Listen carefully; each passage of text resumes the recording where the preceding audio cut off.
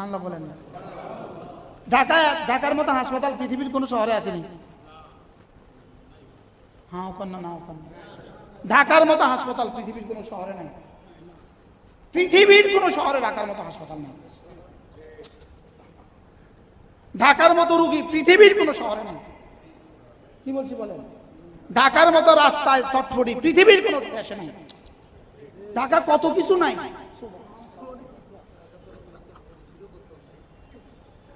এত মসজিদও আলহামদুলিল্লাহ কোথাও না। আরো মজার খবর আছে, ফজরের মুসল্লি ঢাকার মতো বেশি সারা পৃথিবীর কোথাও না। আলহামদুলিল্লাহ।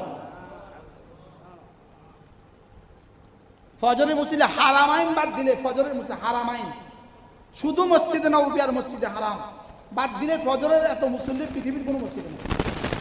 আলহামদুলিল্লাহ বলতে পারেন না? এই ঢাকা এগুলো আছে বলেই তো আমরা টিকে আছি। এগুলো আছে বলেই ঢাকা টিকে আছি আমরা। ঢাকা টিকে আছেন এগুলো আছে বলে। ঢাকার মতো এত তাহফিজুল কোরআন মাদ্রাসা, ঢাকার মতো এত হেফজখানা পৃথিবীর কোন রাষ্ট্রে নাই। আলহামদুলিল্লাহ বলেন। এবার খুশি হন নাই?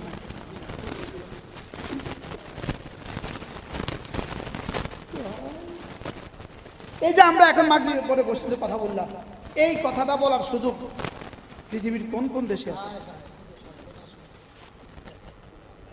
এতক্ষণ হুজুর রে, সেক্রেটারিও জেল, হুজুরেরও জেল। তোরে কেটা করলে এখানে কথা কইতি? বুঝেন না?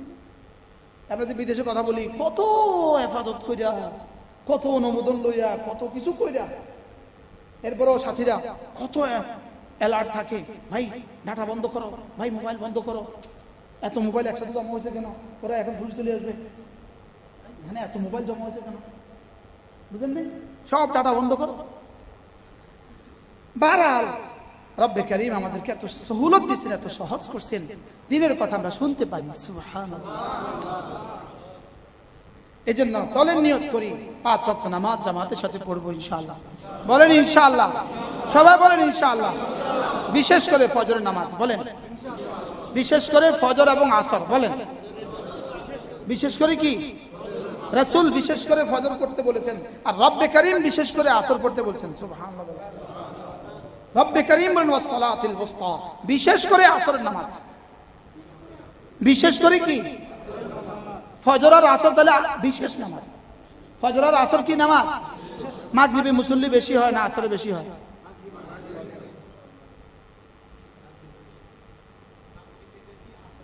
হ্যাঁ, আচ্ছা মাগরিবে বেশি কি লেগে হয়? এটা দুই কারণ। বারবার এজন্য আসরের গুরুত্ব বেশি, ফজরের গুরুত্ব বেশি। এর অর্থ জোহর মাগরিব এশা না পড়লেও চলবে। ইনশাআল্লাহ পড়বো তো ইনশাআল্লাহ। এবার নামাজ পড়বো সুন্দর করে। বলেন নামাজ পড়বো কি? আবার বলেন। যদি কেউ জামাতের সাথে নামাজ পড়ে, জামাতের সাথে নামাজ পড়ে, আপনার নামাজ নিশ্চিত সুন্দর হয়ে গেছে। আপনার কিছু ত্রুটি বিচ্যুতি আছে ঠিক, লেকিন ইমামের বরকতে, জামাতের বরকতে রব আপনাকে ন্যূনতম 27, আপনারটা কবুল, নিশ্চিত কবুল। বলেন জামাতে নামাজ নিশ্চিত কবুল। বলেন জামাতে নামাজ কি? নিশ্চিত কবুল। বলে হুজুর মানে কি? জামাত এত শক্ত করে বলতেছেন কবুল, এত শক্ত করে বলতেছেন কবুল, রব বলেন কবুল, আমি কি করতাম? আমি কি বলছি কবুল না। জামাতে নামাজ মশরু করেছেন রব শুধুই বান্দাকে জান্নাতে যাওয়ার জন্য। জামাতে নামাজ একমাত্র ইবাদত, যে ইবাদতের মধ্যে আল্লাহ তাআলা কোনো রিয়া রাখেন নাই, কোনো সোমা রাখেন নাই। আচ্ছা আমরা যখন ইমাম সাহেবের পিছনে নামাজ পড়ছি, কার কার মনে কথা আছে আমি কি সুন্দর নামাজ পড়ি, সবাই আমাকে দেখতেছে?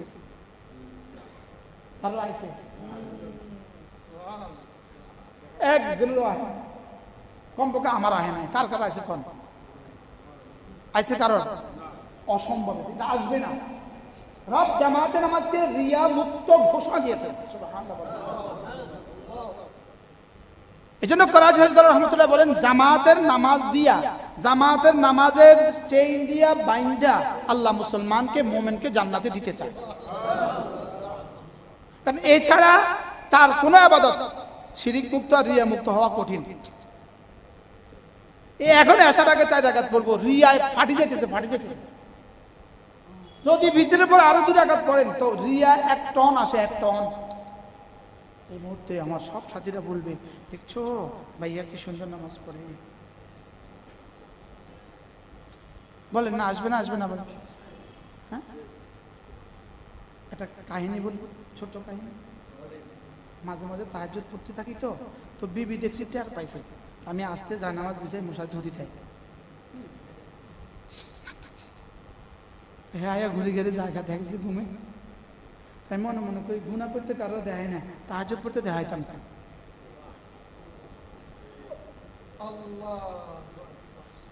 কি কইছি বল? গুনাহ করতে কি পরিমাণ খালেস গুনাহ, বাবারে কেউ যেন না দেখে। বলে গুনাহ কি পরিমাণ রিয়া মুক্ত, ইমাম সাহেব কোন না গুনাহ কি মুক্ত বলেন? কি পরিমাণ রিয়া তোমা মুক্ত, বাবা কেউ যেন টের না পায়, আল্লাহ কেউ যেন টের না পায়।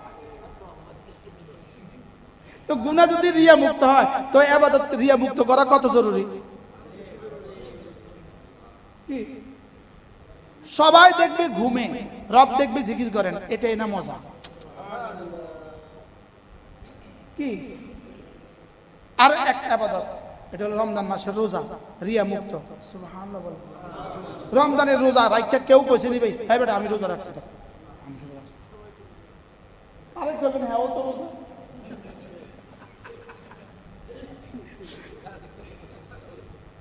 আর জামাতের নামাজের মধ্যে আপনি কারে দেখাইবেন? যারা দেখাইতেন হ্যাঁ ও তো নামাজ। কি ভাই, যাকে দেখাবো সেও কি, সেও তো নামাজে, কেউ কি আমার দিকে চায় রয়েছে? এই জন্য নামাজের মধ্যে যে পাঞ্জাবি ঠিক করে আমার বড় আফসোস, আপনি কারো দেখেন এখন।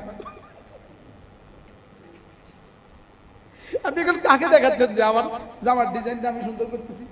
কারে দেখাচ্ছেন? সবাই তো নিজে নিজে ব্যস্ত। আল্লাহ আমাদের সবাইকে হেফাজত করেন। চলেন নিয়ত করে ইনশাআল্লাহ জামাতে নামাজ পড়ব, বিশেষ করে ফজর নামাজ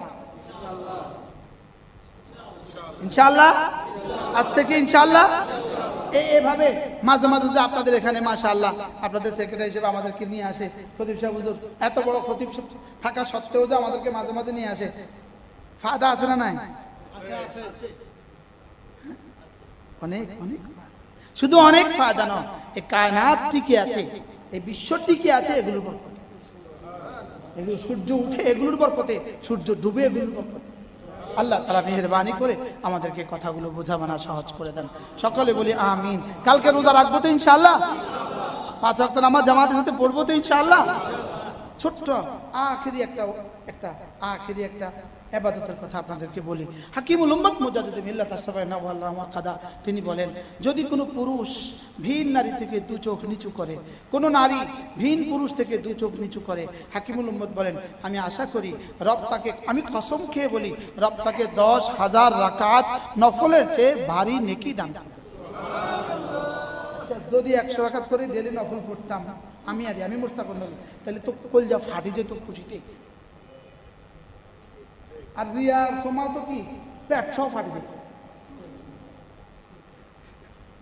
আর ভিন নারী থেকে 2 চোখ একবার নিচু করা 10,000 রাকাত নফলের চেয়েও ভারী।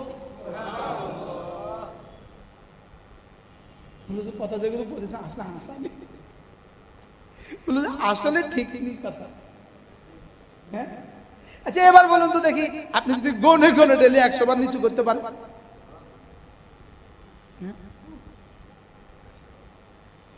कराची हजरत रहमतुल्लाह ढाका सफर पर बोलते वो ढाका में जो है ना ऑफर चलता है, ऑफर ऑफर और ढाका रास्ता ऑफर चले, ऑफर ঢাকা রাস্তা কি চলে বলেন? আপনাদের আদা বড় তো গোল্ডেন অফার চলে, কি চলে বলেন? নামার মসজিদ থেকে নামার সঙ্গে সঙ্গে আরশের মালিক বলে, এই শোনো, এই মুহূর্তে তোমার সামনে একটা ভিন নারী পড়বে, তুমি যদি চোখ দুটো নিচু করো 20,000 রাকাত নফল সওয়াব দেব। দ্বিতীয় সেকেন্ডে আবার অফার, পরে দ্বিতীয় মিনিটে আবার অফার, পরে তৃতীয় মিনিটে আবার অফার। কি পরিমাণ অফার চলে আপনাদের ঢাকা? আলহামদুলিল্লাহ আমার একটা গ্রাম আছে, আমার যেই গ্রামে আমার মাদ্রাসাটা, ওই গ্রামে আপনি 40 দিন থাকলে একটা বেপর্দা নারী পাবেন না। আপনি যা প্র্যাকটিক্যাল করে আলহামদুলিল্লাহ বলেন।